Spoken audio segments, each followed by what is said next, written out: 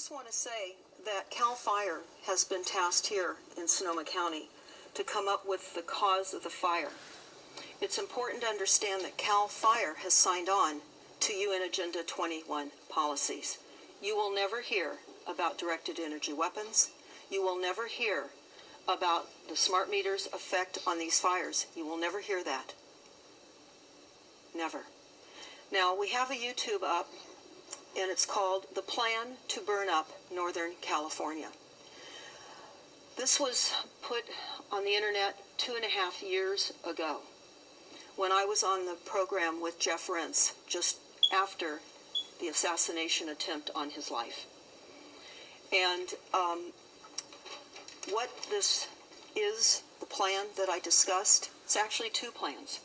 The first plan has now occurred here in Sonoma County and, of course, in Southern California as well, where our research team found two documents out of the California Public Utility Commission and Pacific Gas and Electric when they were being sued for spying on those people that were effectively breaking out the news across the country about the smart meters. There was a tremendous amount of spying by Pacific Gas and Electric. And I'll never forget the morning that the Chronicle called me and said, "Deborah, how does it feel being spied on by Pacific Gas and Electric?" And I said, "I don't know what you're talking about." They said, "Well, your name is in the documents." I said, "Well, they spy on us with the smart meters. They've deployed something against our will that's dangerous. How could I expect that they wouldn't be spying?" And then there was a smart meter expert, the actual executive of PG&E, who tried to get into our Google group for the anti-smart meter movement, and he was caught falsifying his name and subsequently fired.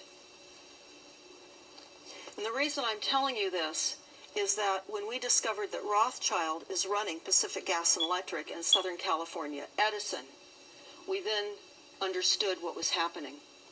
This is another reason why in the document, the NASA War Plan that I just showed you, there are 8 references to an EMP, an electromagnetic pulse, as what they're going to do. Has anyone ever wondered why we have not hardened up our electrical grid? People have been talking since 2002 to harden up the electrical grid in the United States. They've hardened up the electrical grid in Russia and in China, and they've done a fairly good job in Canada. Nothing in the United States. Why? Because the utilities, of which there are thousands across the country, are run by Rothschild, and the lobbyists do not want the grid hardened. This is all part of a silent weapons takedown. As Angela referred, this is wealth redistribution.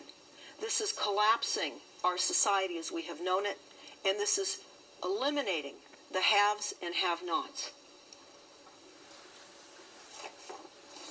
I'm going to jump into a number of different topics, but I have a plan of biometrically implanting every single person on the planet. Now, when we attended the IEEE meeting that I was telling you about, we were told during that meeting that every single thing on the planet, manufactured goods, as well as animals, plants, and people, would all be tagged with ID chips. It would trace the beginning of the manufacturing to end use. In the biometric implanting that they're starting now, it is going to track birth to death of all people globally. Bill and Melinda Gates are backing it because they will require our national ID cards to show that we've been vaccinated. They're telling us that we need these cards because it's dangerous to be invisible. You could be scooped up in some kind of trafficking event. We're being trafficked right now. And so they're telling us this is a good thing to do because with these cards we can vote. There is no such thing as voting. We don't have a government that we are voting in. When we went to Washington, D.C., Lou and I, with Eagle Forum a few years ago, we passed out smart meter information and the weather modification information. We walked for days to all of the congressional buildings and offices. We even went to the Department of Energy and gave information to John Upton who was the director at the Department of Energy at the time, it was silent. It was as though we were never there. They are crisis actors. These are political actors. They don't serve us. They run around taking money, defrauding us, working with the international bankers, and funneling money out of every single city and county nationwide through CAFR. And I cannot tell you how corrupt, how black and horrible this is for all of us. And I want to end with this. Just because many of you may or may not know about this situation, and you need to if you don't. There is what is called now a global community of targeted individuals. It's a deep black state targeting controlled ground network and satellite-based network, and also directed energy weapons that aim and direct frequencies and terrorize millions of people, not only in the United States, but abroad. So I want you to all type in targeted individuals. If you've never heard of it before, you need to know. I know many targeted individuals that are hit with directed energy weapons, and their lives are unmanageably torturous and cruel. They can now, they can control your brain. This is what it's all about. They're feeding these people in to the hive mind. It's a hive mind. It's a one world government. It's a one world bank. It's a one world religion. And it's a one world brain. That's where we are going. So to end it on a bit of a happier note,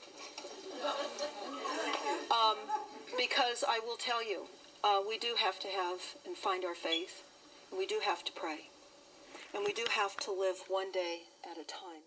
The equation mathematically, David Keith, again, the world's most recognized geoengineer, stating a goal of 20 million tons annually. That would equate to perhaps 600 to 800 tankers, military tankers, dispersing 60 to 70 tons per day, 24/7, 365 days a year. Now, we know we have a different equation than that because we have commercial aircraft involved as well. We're not implicating commercial pilots, not implicating commercial personnel. These systems are automated, but we know that their planes are being used because, again, we have photographs of the nozzles mounted on the pylons aimed into the engine exhaust, and we have flight tracker from the ground. We can monitor these planes. We have them on film, spraying, turning on and off, so they're being used also. So we're talking about an unimaginable amount of materials, George. This is a climate engineering Manhattan project. The tic-tac-toe patterns that we see in the sky, what are they? Many people see the X's and other grid-type patterns, and we can speculate on some of that, but it appears, at least in the case of some of the X's that appear, that may be a way for them to more easily track the movement of air currents from satellite imagery. So, again, we can speculate about that, but the fact that these are not condensation trails, they're particulate trails, it's indisputable if we look at all the data, testing, film footage, photographs of nozzles, patents, government documents, etc., etc. This is absolutely going on. Who's paying for this? The taxpayer? No. I think if we know about the financial system, George, we know that the central bankers can and do print whatever they want. So when the Pentagon is missing officially $8.5 trillion since the late 90s. They can't find it.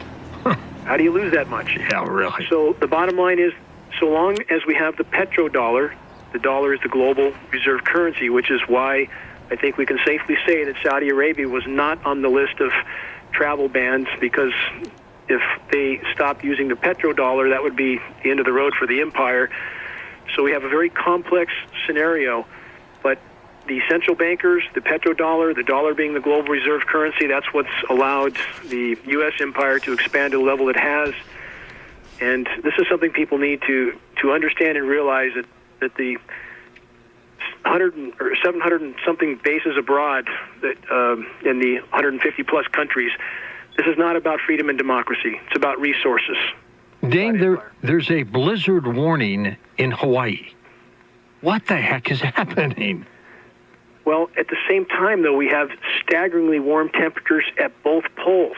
Let's plug that into the equation. Yeah. They can chemically nucleate snow over the pyramids, over Hawaii, in Dubai, anywhere to make the headlines they want. But what you don't see, George, is the last two Christmases in a row, at Christmas Day, we had 40 degrees and rain at the North Pole. Right now, we have record warm temperatures, North and South Pole. We just had all-time record high set in Antarctica yesterday of nearly 70 degrees, 65 degrees in Antarctica.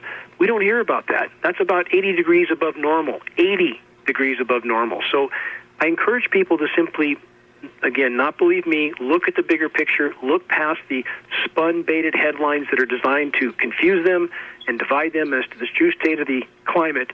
That's what climate engineering is for. That's one of the primary objectives. Let's take some calls, as promised. Let's go east of the Rockies in Georgia. Gary is with us on Coast to Coast. Gary, welcome to the program. Go ahead, sir. Yes, sir. Hi. First time through, sir. I've called many times. I listen every chance I get. Well, thank you. I'm a police officer. I'm on duty, but I've been taking notes. This is important. 40 minutes before you mentioned it, I wrote down seed germination. I have been a gardener all my life. I have seen up to a 70% decrease in germination in certain seeds, and I attribute that to these metal particles that are affecting the microbes in the soil.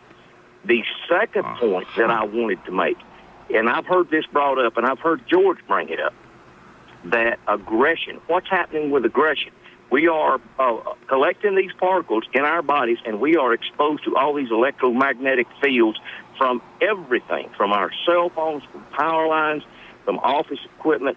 And I attribute, if you will consider that the people who have dementia, Alzheimer's, how some of these people, they could be a minister for 50 years, and then they turn into a vile, profaning individual. When this strikes them, it affects those centers in their brain that causes them to have this hostility. I believe that these particles are responsible for some of the aggression, and I am a police officer, have been since '94. And thank you for serving, by the way, there. Oh, I appreciate it. I believe that this can be attributed to some of the road rage and aggression that was not before. Like I said, since '94, this thing has increased exponentially. Since I'm on duty, I will make one more comment, then I will listen to your answer off the air. All right. The Holy Bible says that in the end time, you will neither be able to sow nor reap. This goes to this germination problem that I haven't personally seen. And there was another...